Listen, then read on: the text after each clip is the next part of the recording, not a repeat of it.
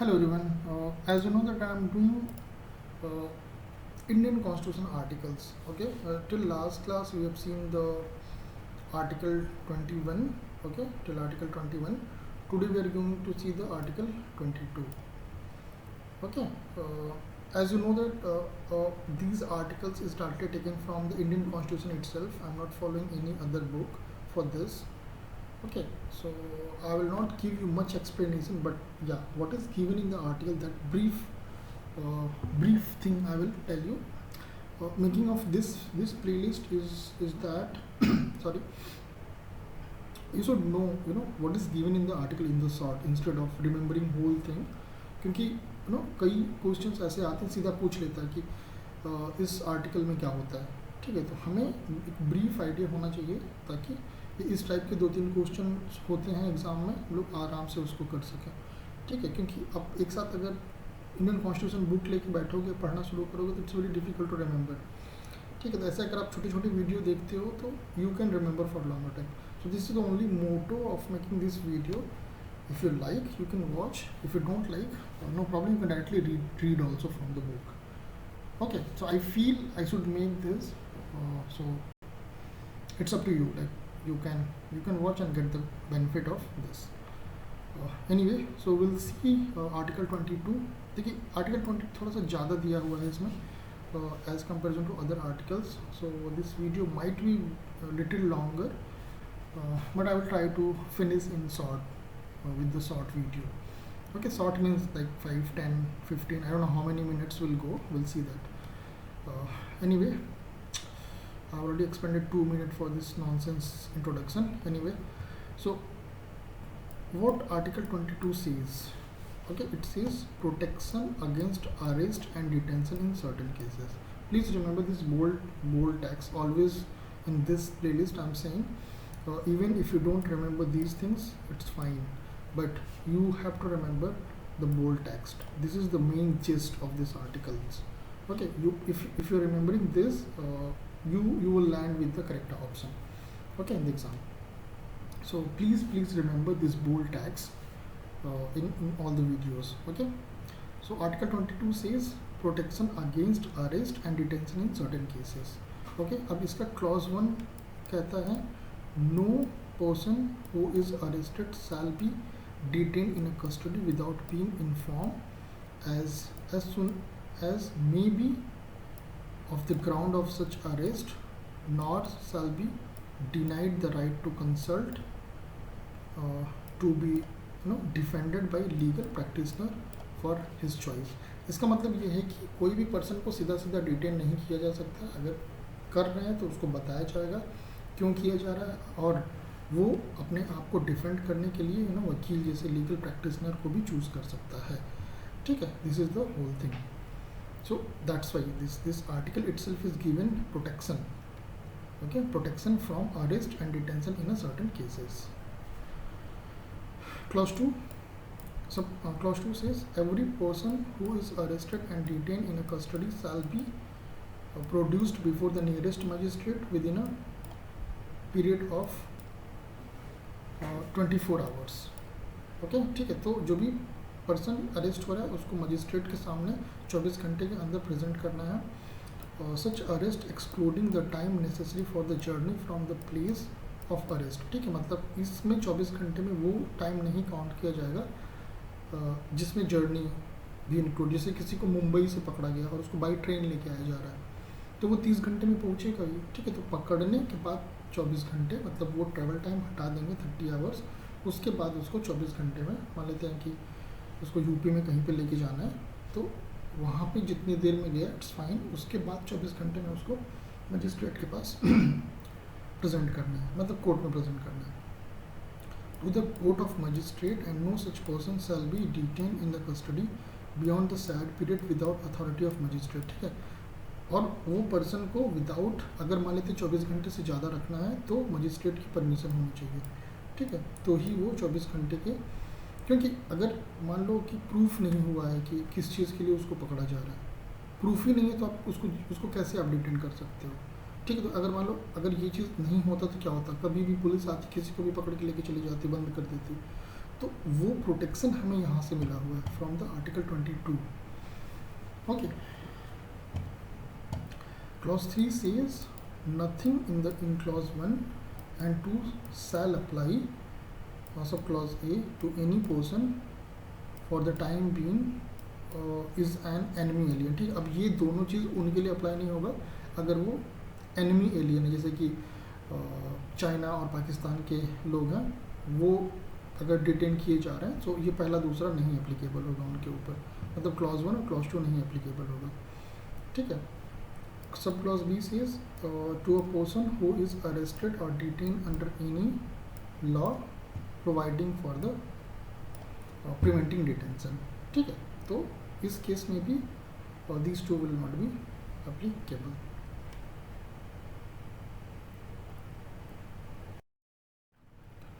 Clause 4 says no law providing for preventing detention shall authorize the detention of a person for a longer period than 3 months unless. ठीक है. 3 month से ज़्यादा नहीं होना चाहिए unless सब clause A says an advisory board consisting of a person who are or have been or qualified to be appointment as a judge of high court has reported before the expiration of said period of 3 months and there is in its opinion sufficient cause for such detention. ठीक है. अब मान लो कोई 3 महीने से ज़्यादा रखा जा रहा है, तो वो जो जज ऑफ हाई कोर्ट है उसको अपील कर सकते हैं and there should be sufficient opinion regarding that detention,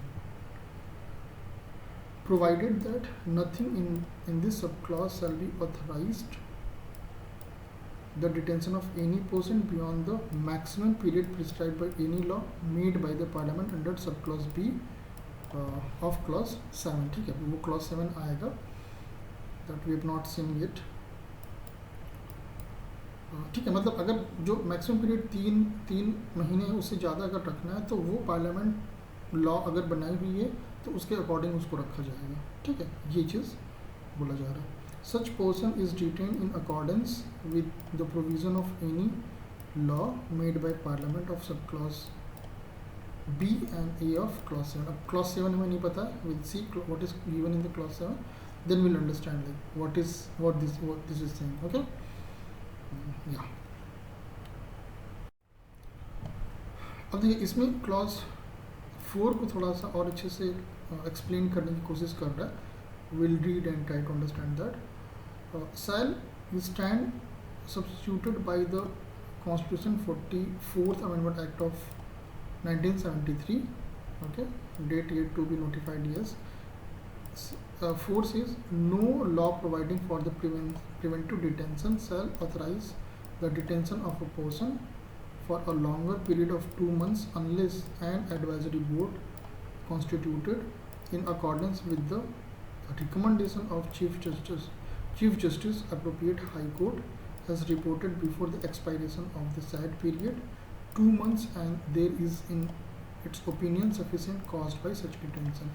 ठीक है. मतलब 2 महीने के लिए रखा जाएगा. अगर उससे ज़्यादा रखना है तो ये जो हमारे high court chief justice of high court है इनकी ओपिनियन ली जाएगी. ठीक है. और अगर वो ओपिनियन सफिशिएंट होगी, मतलब जो बंदा है डिटेंशन में है वो 2 महीने से ऊपर जा रहा है, तो वो अपनी बात को रखेगा उनके सामने. अगर ऐसा है, अगर ओपिनियन ठीक है तो उनको फिर डिटेन नहीं करेंगे after 2 month.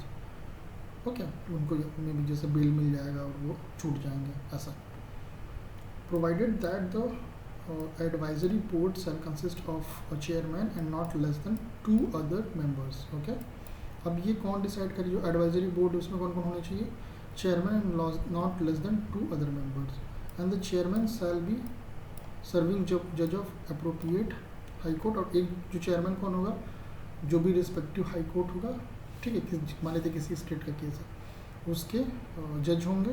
And the other member shall be serving retired जज ऑफ एनी हाई कोर्ट. ठीक है. और 2 लोग जो होंगे and the other members will be जो 2 और मेंबर है दे विल बी रिटायर्ड जज ऑफ एनी हाई कोर्ट. ठीक है. उनके सामने इन लोगों के सामने ओपिनियन जाएगा और उन्हें लगेगा कि यार 2 महीने, अगर जो ओपिनियन जो जो डिटेंट है उसका से लगेगा कि नहीं वो जो बातें बोल रहा है वो नहीं कन्विंसिंग नहीं है उनके लिए, ठीक है, तो they can increase their detention, but if it is perfect then after 2 months that person can not be detained, ठीक है, but again maximum is 3 months. Okay. Provided further that nothing in this clause shall authorizes the detention of any person beyond maximum period prescribed by law made by the parliament under subclause A of clause 7. ठीक है, वही चीज़ है जो मतलब maximum 3 month ही होगा, उससे ज़्यादा नहीं हो सकता अनलेस कि अगर पार्लियामेंट ने कोई लॉ बनाया है कि 3 से भी ज़्यादा हो सकता है तो इट कैन बी डन. अब यहाँ पे कुछ और एक्सप्लेनेशन दिया हुआ, will see that in this case appropriate High Court means, ठीक है. अब अप्रोप्रिएट हाई कोर्ट का मीनिंग क्या है? First, in the case the detention of a person is pursuance of any order of detention made by the government of India or an officer of authority subordinate to the government or to the High Court of the union and territory, ठीक है. मतलब वो it can be authority subordinate to the government from High Court for the Union Territory of Delhi, ठीक है. This is the meaning of appropriate High Court. Second, in the case of detention of a person in pursuance of an order to the detention made by the government of any state, obviously other than Union Territory and High Court of for the state, ठीक है. मतलब किस state के हैं वो, that किस state का High court है, ओके, दैट इज़ अप्रोप्रिएट, मतलब जिस स्टेट का होगा उस स्टेट की बात की जा रही है, ठीक है. अगर आंध्रा का है तो आंध्रा, तेलंगाना का तेलंगाना, यूपी का है यूपी, ठीक है, इलाहाबाद हाई कोर्ट, महाराष्ट्र का तो बॉम्बे हाई कोर्ट, ठीक है. तो इस तरीके से जिस जगह का होगा उस जगह का High Court. Third, in the case of detention of a person is pursuance of an order detention made by the administration of the union territory or an officers or authority subordinate to such administrator. Such high court may be specified by or under any law made by parliament in this behalf, ठीक है. अब जहाँ पे union territory की बात कर रहा है, ठीक है, तो जो भी यूनियन टेरिटरी है उसका हाई कोर्ट, ठीक है. सो this is the meaning of appropriate High court.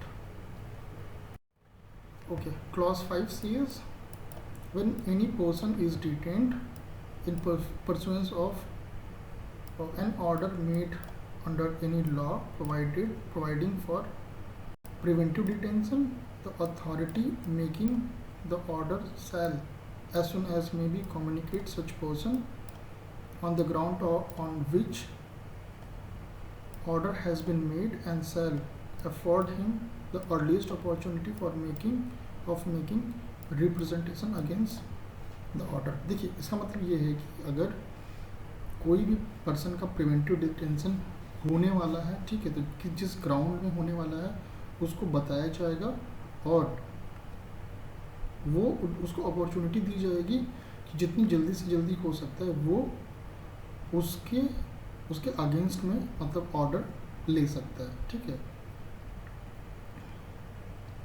मतलब अपनी बात को रख सकता है अपने बचाव के लिए, ठीक है. Clause 6 says nothing in clause 5 shall require the authority making any such order as it referred to it that clause 2 disclosed fact and such authority considered to be against the public interest to disclose, ठीक है. अब यहाँ इसमें जो भी clause 5 में जो भी चीज़ें दी हुई हैं, अब उसको डिस्क्लोज करना है नहीं करना है वो उसके बारे में बात हो रहा है in the against the public interest to disclose, ठीक है. This is the meaning. This is the clause 7. Parliament may by law prescribe a. अब देखिए, ये इतना बड़ा सा आर्टिकल है, आपको हर चीज़ याद करने की ज़रूरत नहीं है, बट एक जिस्ट आपके पास होना चाहिए कि ओके हाँ, अगर हम पकड़े जाते हैं किसी भी चीज़ की वजह से तो हमको 24 घंटे के लिए ही जेल में रखा जा सकता है अगर हमारा डिटेन किया जा सकता है अगर हमारा जो भी गुनाह है वो प्रूफ नहीं होता। अगर 24 घंटे से ज़्यादा जा रहा है तो मजिस्ट्रेट का ऑर्डर होना चाहिए, तो ही हम उसके बियॉन्ड डिटेन हो सकते हैं। ठीक है, मैक्सिमम 3 मंथ्स के लिए होगा। अगर मैक्सिमम 3 मंथ्स के लिए चाह रहा है तो ना पार्लियामेंट कुछ लॉ बनाई होगी, उसके अकॉर्डिंग होगा। ठीक है, 2 मंथ के बाद ना we can put our opinion in front of that committee, that advisory board where chairman and 2 members were there. So they will listen your opinion. If they will find okay, yeah, this is fine, so your detention can be stopped. Okay, if it is not, then it can go to 3 months. Okay, और until अगर उसके बाद अगर आपका जो भी case है वो प्रूफ नहीं हुआ है, so it can be extend as per the law made by the parliament. Okay, तो ये सब चीज़ें थोड़ा सा हमें पता होना चाहिए, so that I mean what is given in the article 22. हर चीज़ हमें साथों के साथ ही क्लॉज को याद नहीं रखना है। ओके, अगर आप 1-2 बार देखोगे इस वीडियो को तो यू विल रिमेंबर। ओके, देखिए मुझे भी याद नहीं, मैं भी पढ़ के ही आपको बता रहा हूँ। अब मुझे पता है इस वीडियो को बनाने के बाद I will also forget, but yes I will remember the bold text as well as, since I'm telling to you, so I know the idea, like what is given in this in the sort, what is given in this article. Okay, so no need to become हर चीज़ को एकदम से याद कर नहीं लेना है, understanding रखनी है। ओके, ये होता है इसमें, बस उतना ही ज़रूरत है। Okay, so sub clause A says, या पार्लियामेंट में by law prescribe the circumstances under which and the clause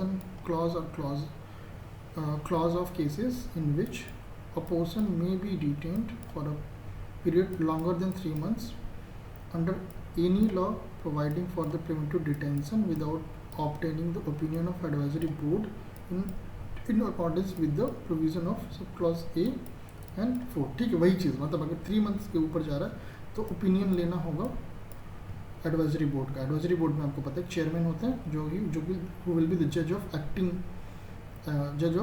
high court. ठीक है, अभी वो हैं जज, 2 लोग रिटायर्ड मेंबर होंगे फ्रॉम द हाई कोर्ट, मतलब रिटायर्ड जज होंगे वो किसी भी हाई कोर्ट के। ऐसा नहीं कि बॉम्बे हाई कोर्ट की बात हो रही है तो 2 मेंबर वो इलाहाबाद हाई कोर्ट के भी रिटायर्ड जज हो सकते हैं और दिल्ली हाई कोर्ट के भी रिटायर्ड जज हो सकते हैं। ठीक है, कुछ जरूरी नहीं कि बॉम्बे के ही हों। Sub clause B says the maximum period for which any person may in any class or classes of cases be detained under any law providing the preventive detention. ठीक है, वही चीज़ है। C says the procedure to be followed by the advisory board as inquiry under सब clause A of clause 4। ठीक है, मतलब जो procedure क्या फॉलो होगा एडवाइजरी बोर्ड का, जो सब क्लॉज A of clause 4 में दिया हुआ है। ठीक है, अंडर द इंक्वायरी। ओके, देखिए ये सब ज़रूरत नहीं है इसको, if you want you can read, but इसमें देखिए sub clause A shall be omitted. ठीक है, अब ये हटा दिया गया था by 44th constitutional amendment act के थ्रू। फिर उसके बाद sub clause B shall be stand related as sub clause A। ठीक है, अभी इसकी ज़रूरत नहीं है, ये भी फिट शैल स्टैंड। अब ये सब पहले हुआ है, रखा गया है, हटाया गया है। ठीक है, तो वो सब इतना ज़रूरत नहीं है, वापस पढ़ सकते हो। Sub clause E of clause 4 shall be stands substituted as clause 4। ठीक है, अब जो ये सब क्लॉज B है और क्लॉज 4 का उसको सब्स्टिट्यूट कर दिया गया क्लॉज 4 में, क्या मतलब है, इसकी ज़रूरत नहीं है। ठीक है, तो I will say don't read this. Okay, ज़रूरत नहीं इसका, दिया हुआ आर्टिकल में इसलिए मैंने लिखा, but is actually not required. हमारे लिए वो 7 पॉइंट थे, वो 7 पॉइंट की ज़रूरत नहीं है। You just try to remember the gist of the article 22 is very important article. It's a fundamental right. Okay, so please watch this video is already 20 minutes, so you watch Twice, thrice, you will remember.